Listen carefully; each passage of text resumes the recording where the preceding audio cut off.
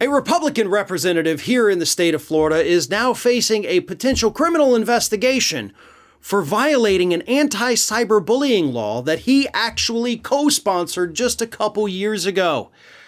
Here's what happened. The lawmaker is a man by the name of Randy Fine, and again, he is a Florida state representative.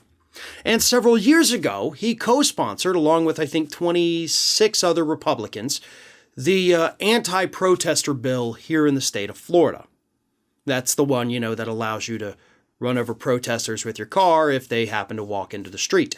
But also a part of that piece of legislation is Florida's anti-cyberbullying legislation that says you cannot, publish information of it. You can't dox people.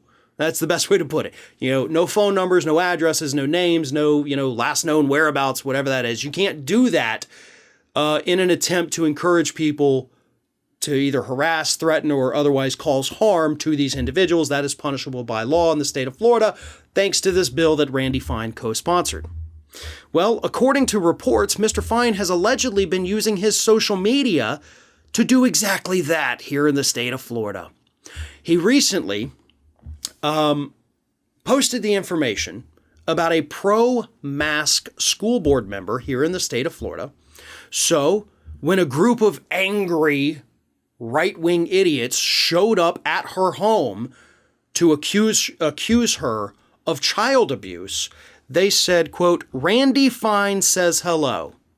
And then there was another instance, according to the Daily Beast, when two men confronted a disabled Army veteran at a park. They allegedly invoked Randy Fine's name before beating him unconscious. And again, this report says that Randy Fine has been posting these people's information on his social media page, which is a direct violation of the very law that he passed himself.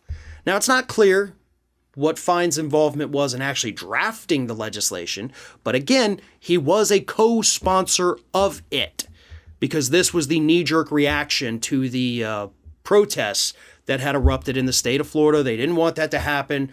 Let's pass this bill. Let's not let them, the protesters, dox our people, because if they do, we're going to prosecute them to the fullest extent of the law. And now it turns out that, oops, you were worried about the wrong crazy people. The protesters were not the threat. Apparently the threat was coming from inside the Florida State Capitol building itself in the form of a man named Randy Fine. Now again, all of this has to be investigated. Mr. Fine has not actually been, accused of anything yet in a court of law.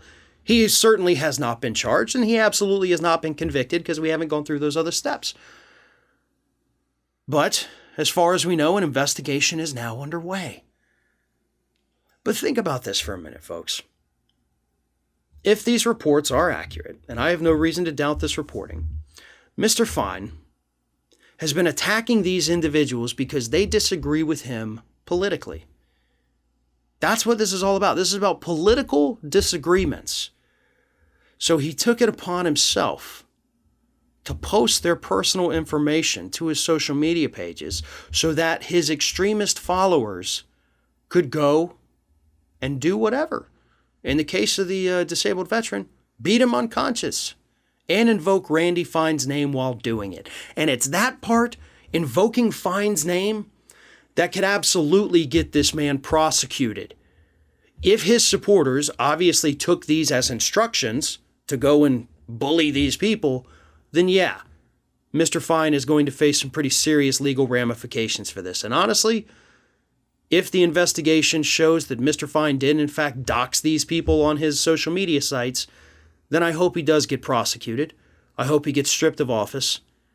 And I hope he spends a few years in jail where maybe he can cool down and learn to not encourage violence against other people just because he disagrees with them politically.